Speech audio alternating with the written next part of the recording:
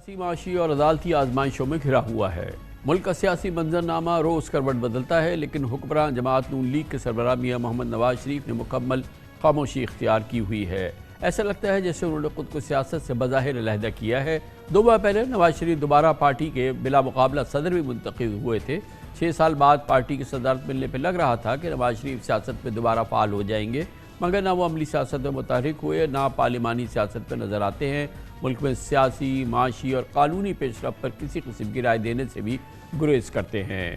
نون league ملک کے نجات دہندہ کے طور پر نواز شریف کی لندن سے واپسی کی منتظر تھی، اور ان کی وطن واپسی کے بعد ملک میں تاریخ کی بدترین مہنگائی ہے۔ بجٹ کے بعد عوام ٹیکسز کے بوجھ تلے دب چکے ہیں، لوگوں کی تنخواہوں سے زیادہ بجلی کے بل آ رہے ہیں، لیکن معلوم نہیں نواز شریف کیوں خاموش ہیں اور کب تک خاموش رہیں گے۔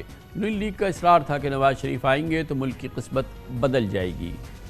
8 فروری کے الیکشن سے پہلے عوام کو 2013 کی نون لیگ حکومت کا چہرہ دکھایا گیا تھا۔ پاکستان کو نواز دو کا نعرہ لگایا گیا تھا۔ انتخابی مہم نے نواز شریف نے بھی بلند بانگ دعوے کیے تھے۔ الیکشن 2024 مائنس عمران خان ہونے سے لگ رہا تھا کہ شاید میاں صاحب چوتھی بار وزارت عظمیٰ سنبھالیں گے، لیکن الیکشن کے بعد شہباز شریف وزیر اعظم بن گئے اور نواز شریف پس پردہ چلے گئے۔ اس وقت ملک میں تاریخ کی بدترین مہنگائی ہے۔ شہباز حکومت کی گورننس کی خامیاں سب کے سامنے ہیں۔ عوام نواز شریف کو ڈھونڈ رہے ہیں، لیکن وہ لوگوں کے ڈھونڈے نہیں مل پا رہے۔ اسی کے ساتھ یہ بھی اتفاق کی بات ہے کہ نواز شریف نہ صرف عوام سے دور ہیں، بلکہ آئین کی بالادستی اور اس کی سرپرستی، سویلین بالادستی کی گھن گرج اب خاموش ہو گئی ہے۔ آج نواز شریف کو نہ اداروں سے کوئی گلہ ہے اور نہ ہی وہ ووٹ کو عزت دو کا بیانیہ یاد دلاتے ہیں۔ پاکستان مسلم لیگ نون کے اندر جو پاکستان مسلم لیگ نون میں جناب نواز شریف کے وفادار سیاستدان ہیں، وہ اس پوری صورتحال کو کیسے دیکھ رہے ہیں؟ میاں جاوید لطیف ہمارے ساتھ ہوں گے۔ بہت بہت شکریہ میاں صاحب، آپ نے ہمیں جوائن کیا ہے۔ یہ فرمائیے گا کہ بالکل واضح طور پر لگ رہا ہے کہ الیکشن سے پہلے نواز شریف صاحب کافی متحرک تھے اور بالکل وہ ایک بڑے کینڈیڈیٹ تھے نون لیگ کی جانب سے پرائم منسٹر کے، اور پھر ان کی سیاست میں باقاعدہ واپسی ہوئی، اور پھر اب سے 2 ماہ قبل وہ ماشاءاللہ دوبارہ پاکستان مسلم لیگ نون کے صدر منتخب ہو گئے۔ ہر لحاظ سے ان کی سیاسی بحالی ہوئی ہے، متحرک ہونے کے لیے ان کے لیے ایک باقاعدہ راستہ بن گیا ہے۔ لیکن ہم نے دیکھا ہے کہ جب سے الیکشن ہوئے، نتائج آئے، اور پھر اب میاں صاحب باقاعدہ انہوں نے نون لیگ کی صدارت سنبھالی، وہ بالکل پس پردہ چلے گئے ہیں، وہ بالکل خاموش ہو گئے ہیں۔ وہ سیاسی قومی معاملات پہ کسی قسم کی رائے کا اظہار نہیں کرتے، کوئی ان کی پبلک اپیرنس نہیں ہوتی، کوئی میڈیا اپیرنس نہیں ہوتی ہے۔ کیا ممکن ہے کہ آئندہ آنے والے کسی وقت میں نواز شریف صاحب متحرک ہوں گے؟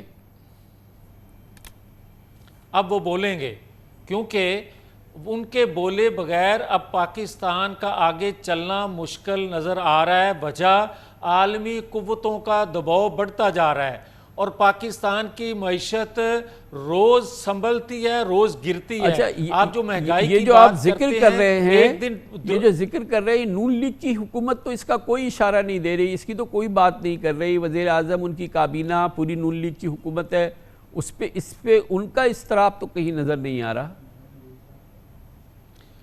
دیکھیں، بات سیدھی ہے کامران خان صاحب کہ حکومت کی حدود و قیود ہوتی ہیں، مگر میں یہ سمجھتا ہوں کہ 3 بار کے پرائم منسٹر اور 3 بار کے اپوزیشن لیڈر، 2 دفعہ کے چیف منسٹر، اس کا تجربہ اس خطے میں سب سے زیادہ سینئر موسٹ پولیٹیشین، اس کی توقع آنے سے اس خطے کے پولیٹیشین توقع رکھتے تھے، اس خطے کی ریاستیں توقع رکھتی تھیں کہ ان کی وجہ سے اس خطے میں امن بھی آئے گا، بہتری بھی آئے گی۔ مگر وہ ارینجمنٹ جو 8 فروری سے پہلے کیا گیا تھا، جو ماحول بنایا گیا تھا، جس کے نتائج ہم نے 8 فروری کو پک اینڈ چوز کی شکل میں دیکھے، ان کی وجہ سے پاکستان کا فائدہ نہیں ہوا، بلکہ اس خطے کا کوئی فائدہ نہیں ہو سکا۔ مگر میں پھر بھی یہ کہہ رہا ہوں بطور ایک پاکستانی کے کہ نواز شریف کو حقائق بتانا پڑیں گے۔ حقائق بتائے بغیر پاکستان ایک قدم بھی آگے چلنے کی پوزیشن میں نظر نہیں آ رہا۔ بہت بہت شکریہ میاں جاوید لطیف ہمارے ساتھ موجود ہیں۔ اس دلچسپ موضوع پہ بات کریں گے، اور اس کے لیے ہمارے ساتھ موجود ہیں پاکستان کے نامور سینئر صحافی، news analyst, group executive editor بھی ہیں دنیا نیوز کے، جناب سلمان غنی۔ بہت بہت شکریہ سلمان غنی صاحب، موضوع بہت امپورٹنٹ ہے۔ نواز شریف صاحب کو دوبارہ پاکستان مسلم لیگ نون کے صدر بنے ہوئے 2 ماہ کا عرصہ ہو گیا ہے، تقریباً 4 مہینے ہو گئے ہیں۔ پاکستان مسلم لیگ نون کی حکومت کو آئے ہوئے، مگر اس پورے عرصے میں نواز شریف صاحب مکمل طور پہ خاموشی اختیار کیے ہوئے ہیں. کسی چیز پہ عوامی طور پہ نہ تجزیہ کرتے ہیں، نہ تبصرہ کرتے ہیں، نہ میڈیا سے بات کرتے ہیں، نہ کوئی تقریر کرتے ہیں، نہ کہیں اظہار خیال کرتے ہیں. یہ ایک عجیب سی اور ایک کہنے کو تو کہہ سکتے ہیں کہ ایک پراسرار سی خاموشی کیوں برقرار رکھی ہے انہوں نے؟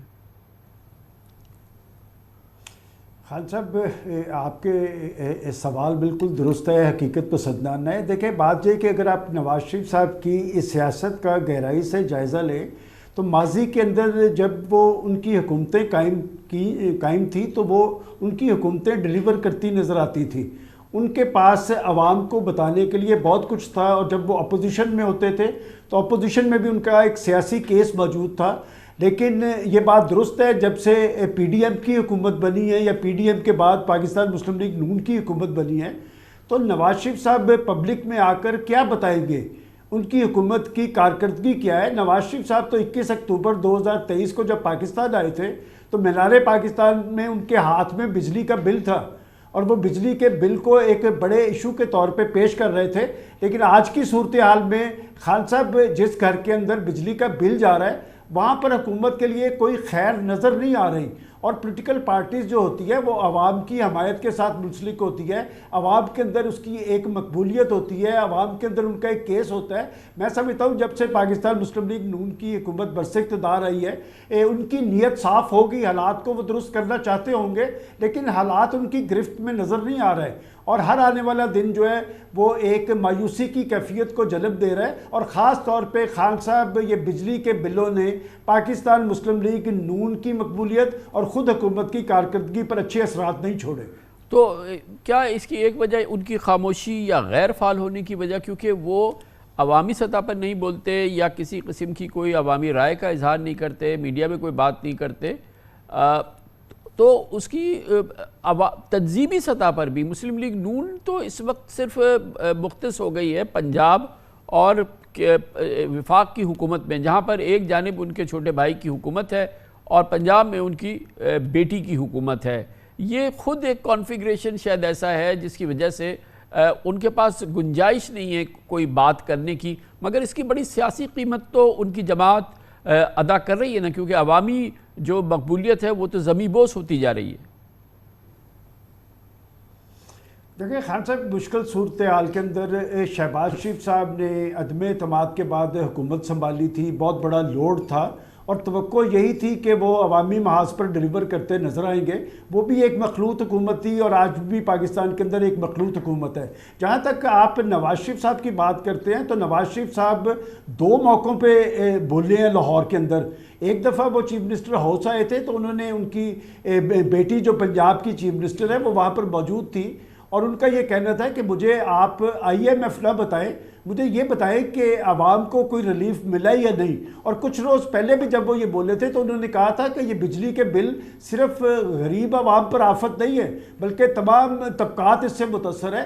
تو یہی وجہ ہے کہ نواز شریف صاحب پبلکلی کوئی بڑا رول اس لیے ادا نہیں کر پا رہے کہ ان کے پاس کہنے کے لیے کوئی ایسی چیز نہیں ہے جس سے ان کی عوامی مقبولیت بحال ہو یا عوامی مقبولیت مزید بڑھ سکے. میں سمجھتا ہوں کہ نواز شریف صاحب کی ماضی کی 3 حکومتوں کے اندر ان کی اسٹیبلشمنٹ کے ساتھ ایک لڑائی ضرور ہوتی تھی، لیکن وہ اپنا ایک سیاسی کیس پیش کرتے نظر آتے تھے. وہ یہ بتاتے تھے کہ ہم نے قیمتوں کو کنٹرول رکھا. اور خان صاحب، میں آپ کو ایک حوالہ دیتا چلوں ان کے والد محترم کا، کہ نواز شریف صاحب بطور چیف منسٹر یہ بات انہوں نے ہمیں بتائی تھی کہ میرے والد محترم نے کہا تھا کہ کچن کی 7 چیزیں مہنگی نہ ہونے دینا، تمہاری سیاست کو کبھی گزند نہیں پہنچے گا. لیکن بدقسمتی یہ ہے کہ آج پاکستان کے اندر کچن کی 7 اشیاء مہنگی ہے، اور وہ اس حد تک مہنگی ہے کہ ایک چیز آپ اگر ایک دن خریدنے کے لیے جاتے ہیں اور دوسرے روز جاتے ہیں تو اس کی قیمت تبدیل ہو چکی ہوتی ہے. لہٰذا میں سمجھتا ہوں کہ اشیاء ضروریات کی قیمتوں میں لگنے والی آگ اور خصوصاً بجلی کے بلوں